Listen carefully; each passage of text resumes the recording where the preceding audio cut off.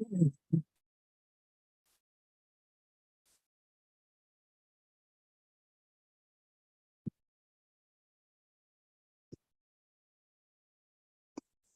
الله الرحمن الرحيم الحمد لله رب العالمين والصلاة والسلام على سيدنا ونبينا محمد وعلى آله الطيبين الطاهرين واللعنة الدائمة الأبدية على أعدائهم أجمعين إلى قيام يوم الدين. رب اشرح لي صدري ويسر لي أمري واحلل عقدة من لساني يفقه قولي.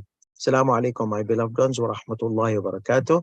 Inshallah, we are going to continue our session on fiqh, and today we are going to take ruling number 51. No, we're going to discuss about the wakala.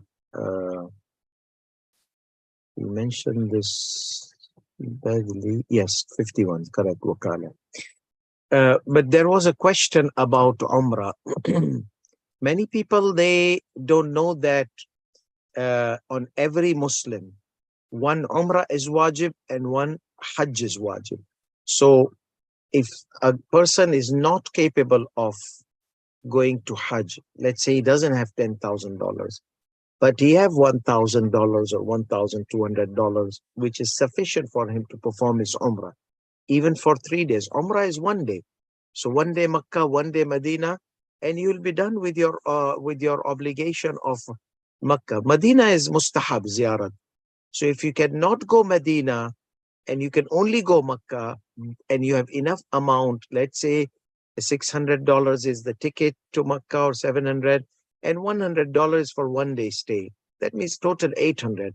You have $800. That it becomes obligatory upon you to go and perform your Umrah. And many people, they don't know about this, that Umrah is wajib as obligation of the Hajj. So if you don't have $10,000 and you have $1,000, which will make you do Umrah. However, visiting the Prophet ﷺ is very important. It's not wajib, but the Prophet ﷺ said that whoever comes to pilgrimage and does not visit me, then he had been rude to me. So and it will not take too much. Okay, you do your Umrah 1 day, next day you take your flight from Medina. So you go Medina 1 hour, just go to the haram of the Prophet ﷺ, visit them, go to the Imams of Al-Baqi', visit them. And then the Medina airport is like 15 or 20 minutes away from the center Medina, from the haram. So it's not that difficult to perform the Umrah. So therefore, it is obligatory upon every Muslim. If he cannot go for Hajj and can go for Umrah, then for Umrah. However, if somebody went for Hajj, then he did his Umrah, because Hajj is composed of 2 things, Umrah at-Tamattu', Hajj at-Tamattu'. Then that after he has done Hajj, he doesn't need to do Umrah. But if he's able to do Umrah, then he should do Umrah, and he's not able to do Hajj, then he should do Umrah. Umrah is wajib as the obligatory obligation of the Hajj. Okay, that was just a clarification because someone asked me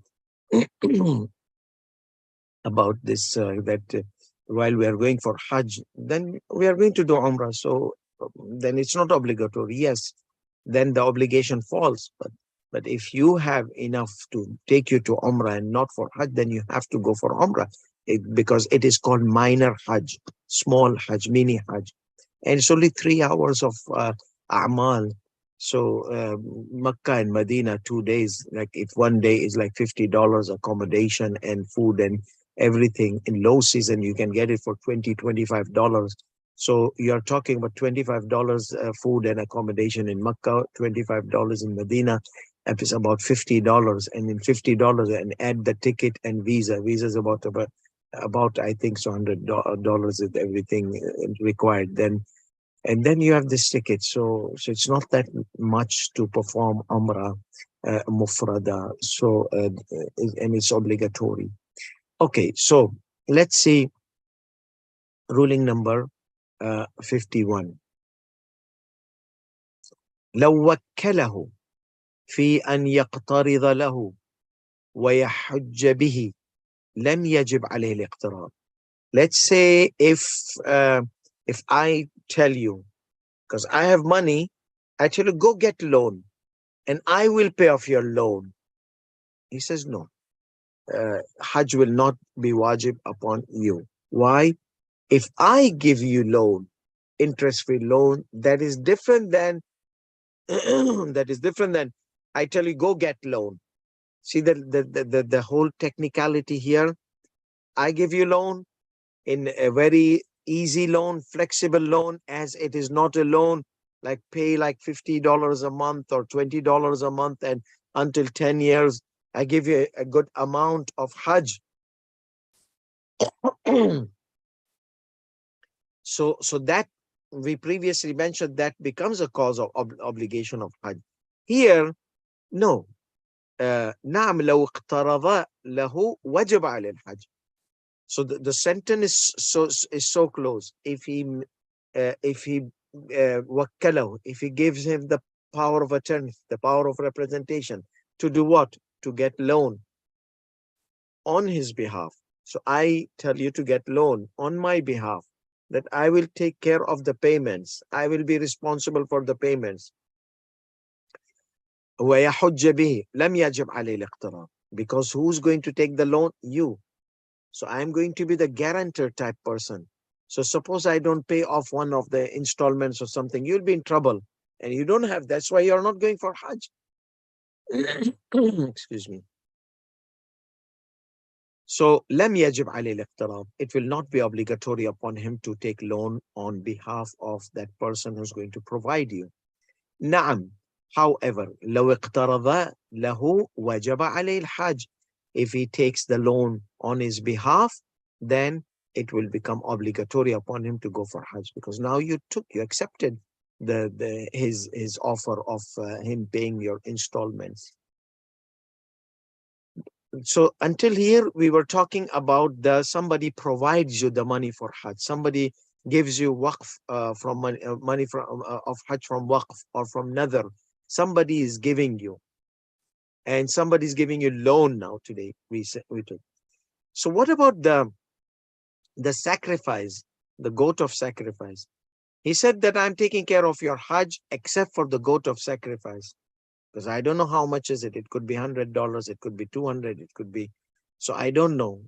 So normally the rates are known when you ask the caravan leaders, plus minus $50. Yeah, but the rate does not go so high. الظاهر, apparently, أن ثمن الهدي على الباذل.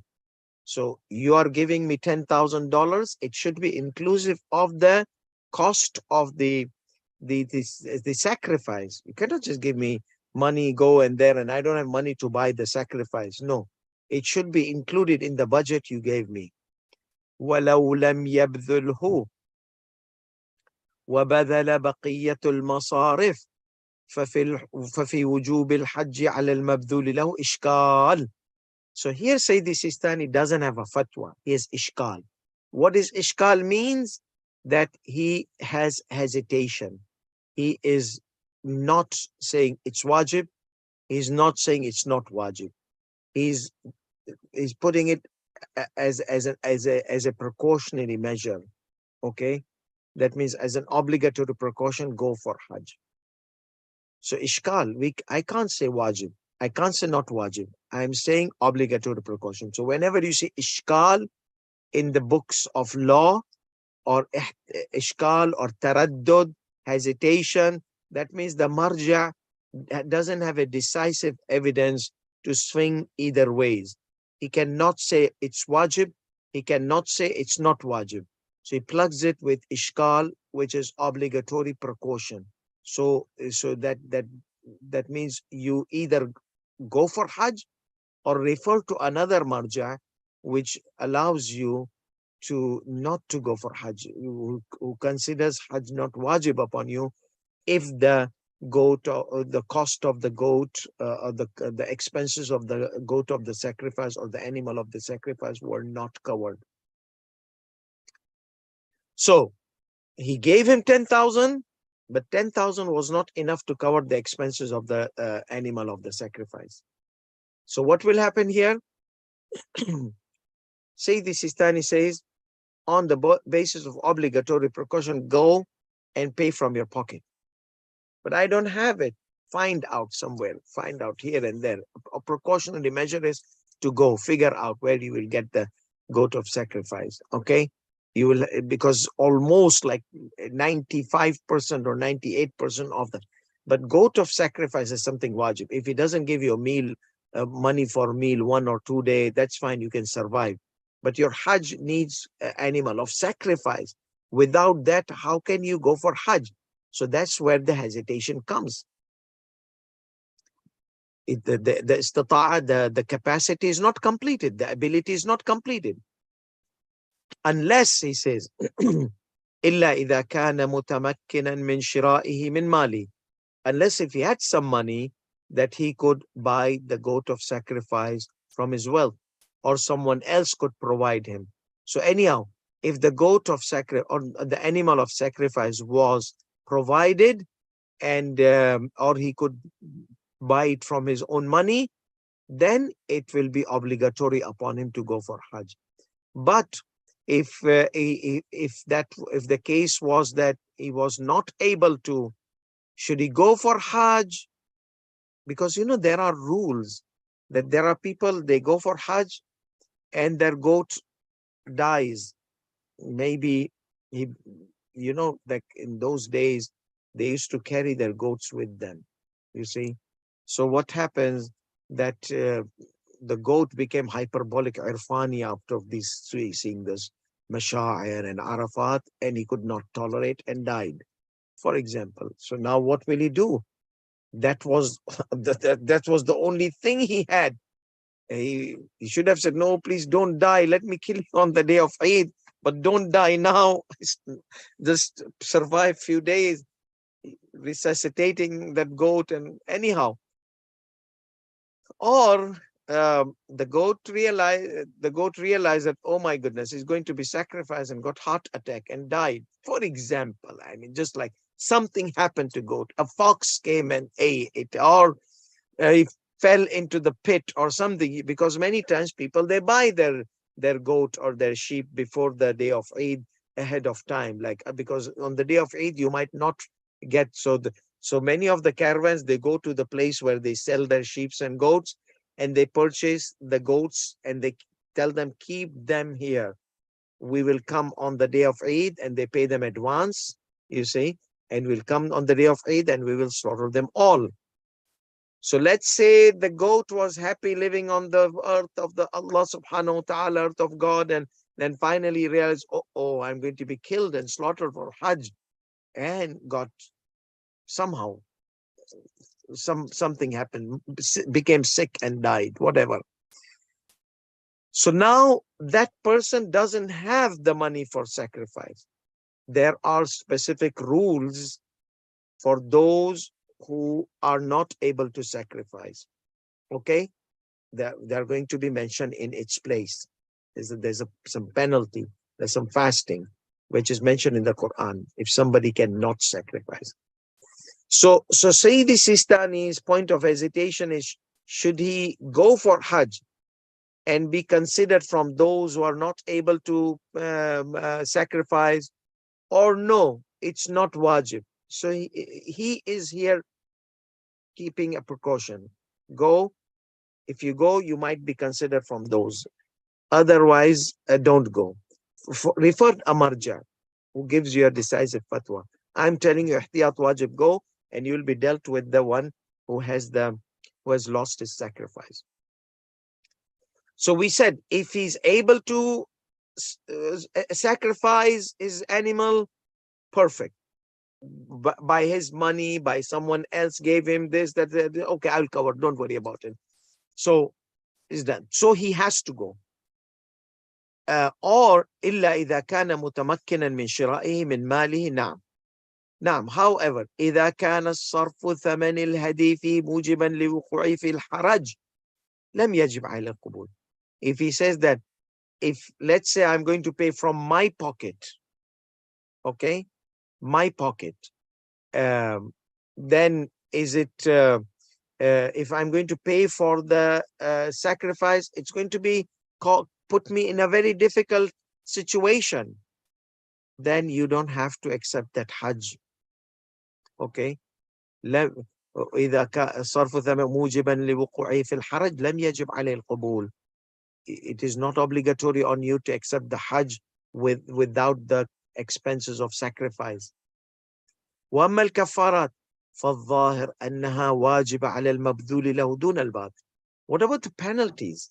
You know, in Hajj there are several categories of the sacrifice of the penalties. Some violations of ihram causes you camel, and that's why we tell you stay away from the camel, and camels are from $5,000 to $10,000. Same expenses of Hajj. You can go 2 Hajjs or 10 Umrahs in this camel. So don't, like for example, private relations with spouses, they do in the state of ihram. Hajj becomes messed up, invalid. Kiss your Hajj goodbye, repeat the Hajj next year, plus that slaughter camel. There are some details. We are going to discuss those in future, inshallah. But at this point, so what if this guy, I gave you money for Hajj, okay? So you messed up with certain things. I'm not going to pay for the camel or for the cow or for the goat or for the rice or whatever. So there are several levels of penalties, okay? The biggest penalties are the camel. So stay away from the camel. Stay away from all the penalties. But normal things which many Hujjaj, they might fall into, it inflicts a penalty of sheep or paying 1 handful of food to the poor people. And most of those unintentional things as a handful of food to the poor people, because most of the people who violate the haram, they're unintentional. We're talking about the intentional violation, these causes. And most of the people, they go for Hajj, they don't intentionally do the violations. So the camels are away, inshallah. أما الكفارات فالظاهر أنها واجب. So the penalties, apparently it's not on the one who has provided you money for Hajj. It is upon you, the one who goes for Hajj, who receives the grant or the money for the Hajj, the gift of the Hajj. So here's the thing: sacrifice should be on the provider. Penalties, the one who performs Hajj, he is responsible for the penalties.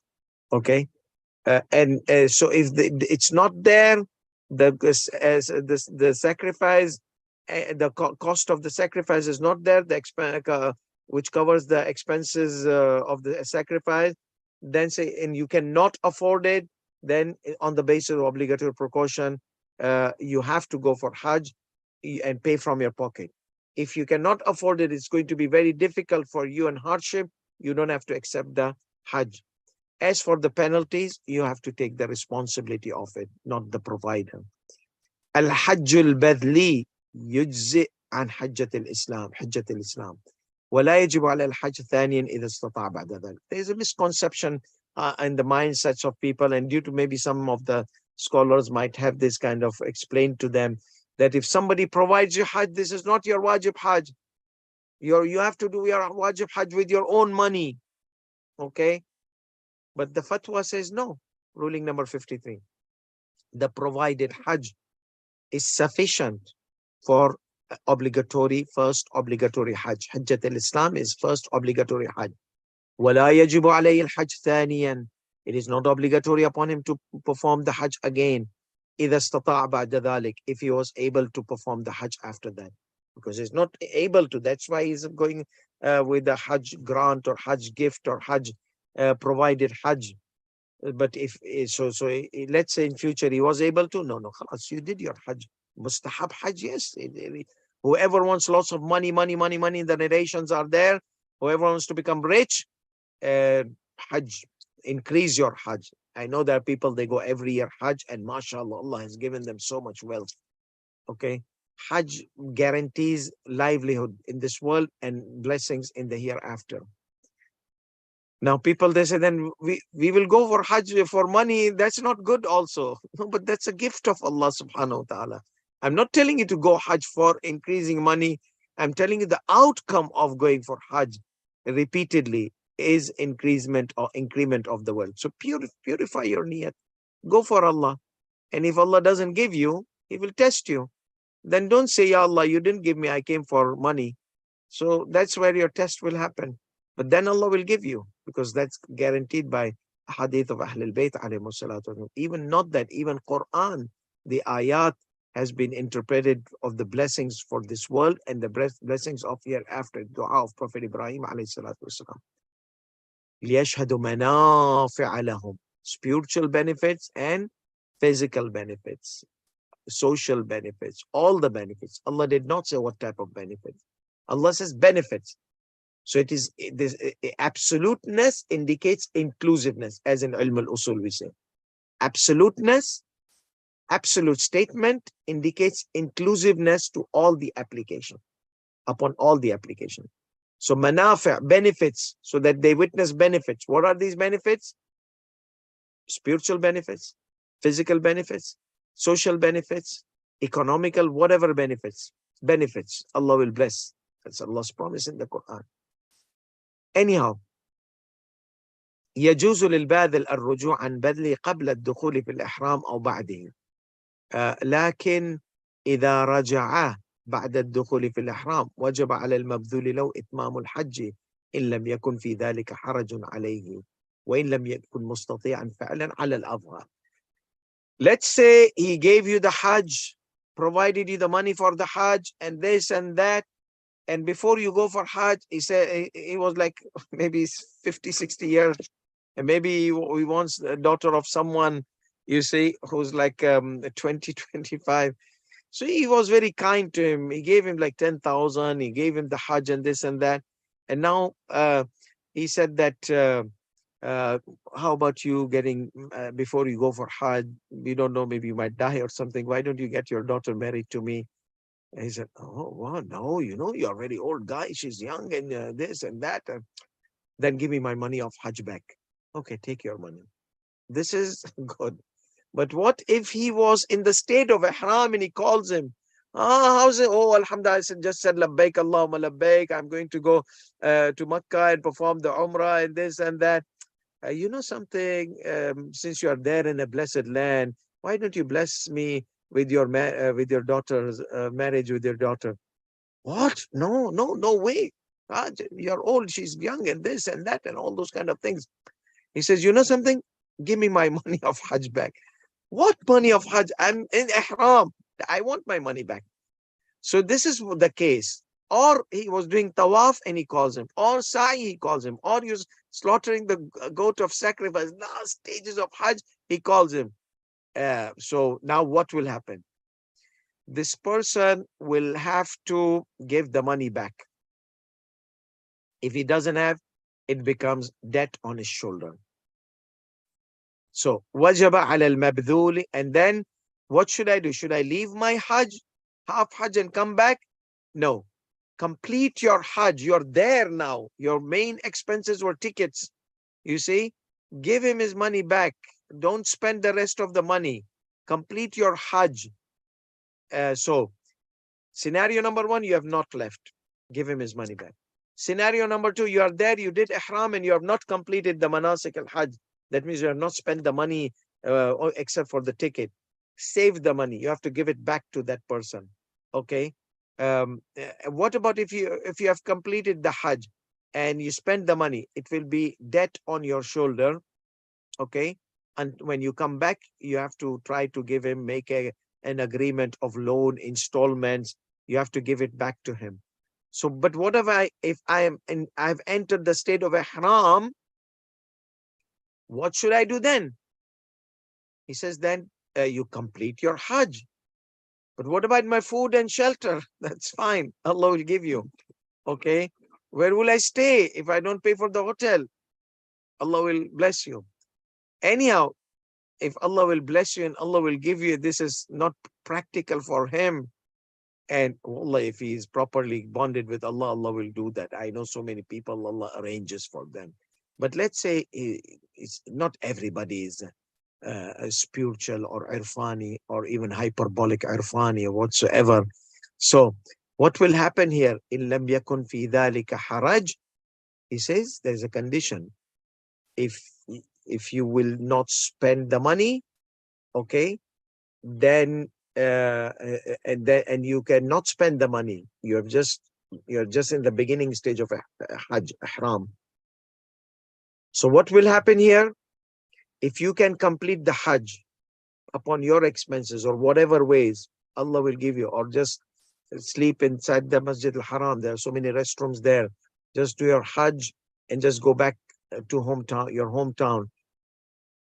So here, if you can complete the Hajj by not spending the money of that person, and you are not going to be in a condition of difficulty and hardship, then you have to complete the Hajj. However, if completing the Hajj is going to cause you difficulty and hardship, then change your ihram of Hajj, Umrah Mutamattu, to Umrah Mufrada, like Imam Hussein alayhi salam did in Mecca on the day of 9th of the Hajj, and he converted his ihram of Umrah to ihram of Hajj to ihram of Umrah, and he did not do the Hajj and left for Iraq. So he says, if after entrance of ihram or after that, وجب على المبذول لو إتمام الحج, it will become obligatory upon him to complete the Hajj in لم يكن في ذلك حرج عليه, if it is not difficult and hardship for him, even though it is not wajib on him now, because the wujub has been removed, it has been deactivated. وإن لم يكن مستطيعا فعلا على الأظهر, so it's not wajib on him. It's obligatory if you are not going to be in a difficult condition. If you are going to be in that difficult condition, or because the Hajj has been deactivated, so the wujub has already gone on, most apparently. Some ulamas might say apparently, al-zahir, he's still mustati'. Say this Sistani says, no, his istita'a is gone. The money given activated his Hajj. Money taken, his Hajj became deactivated. So if he completes, it will be his obligatory Hajj. But if he does not complete, he will not be considered a sinner. He will not have to come next year, do the Hajj with whatever ways. وَعَلَى الْبَاذِلِ ضَمَانْ مَا صَرَفَهُ لِلْإِتْمَامِ وَالْعَوْدَةِ. Okay, so now here's a good technical point. So how will he return? That is upon the provider. Because of the provider, you went there. If he did not had promised you, you had not been in Makkah. So why did he provide you? So he is responsible for your losses.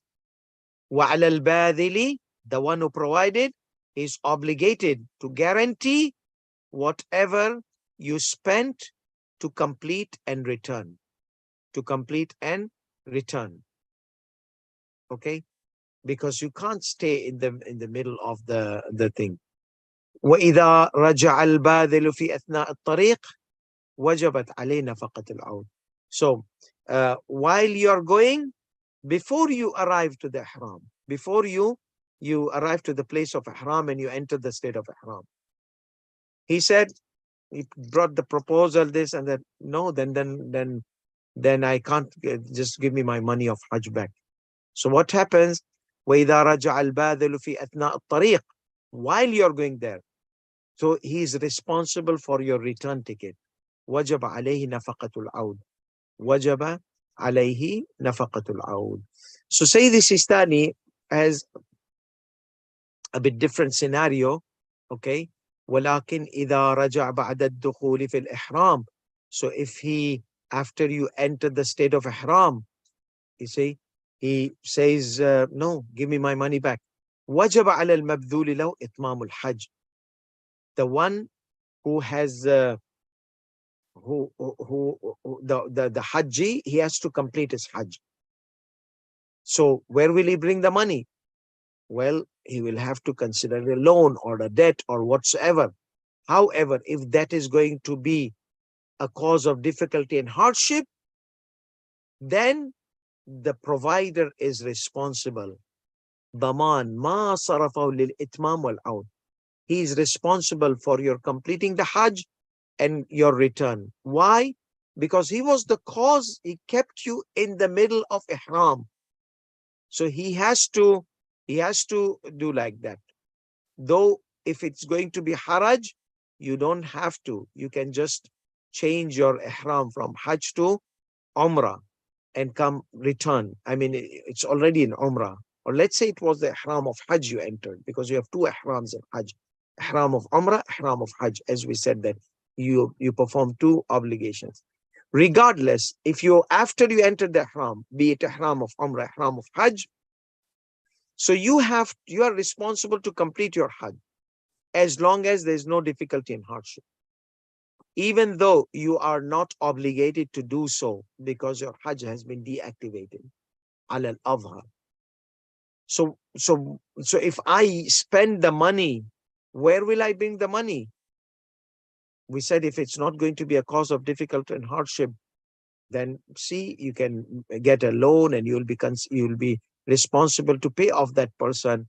But Sayyidi Sistani says, وَعَلَى الْبَاذِلِ ضَمَانُ مَا صَرَفَهُ لِلْإِتْمَامِ وَالْعَوْنِ. So the one who provided, he is responsible for your completion and return. So what if he changed his mind, the provider, before going there? You were in the way, you're in the flight, and you're in one of those flights like Emirates or whatsoever. I'm not doing advertisement for them. He called you in the flight. Having smooth flight? Yes. You know something, I forgot to tell you. I want to ask the hand of your daughter. We said, no, what? So, okay, then please give me my money back. So here he has to take a return flight. However, the return expenses will be on the shoulder of the provider, not the one who's provided. Because here in the whole scenario, be it before, after, whatever, if it was not for the provider, he would not have been here. So the provider is responsible for putting him into this difficult situation. So provider is responsible for his ticket for return. And if he goes and enters the ihram, the provider should be responsible for his hajj, and all those kind of things is the responsibility of provider, except in two cases we mentioned, that if it was going to cause him difficulty and hardship, and let's say how the provider was going to send you the rest of the money. He's going to wire you the rest of the money. He didn't send you. So now you are in a difficult situation. So here you are going to be responsible to complete, even by taking loan, though it is not obligatory upon you to do so. وَإِن لَمْ يَكُنْ مُسْتَطِيعًا فَعْلًا عَلَى الْأَظْهَرِ إِذَا أُعْطِيَ min mal is zakat. So we are going to leave this ruling for tomorrow. Our time has finished. So inshallah, we'll complete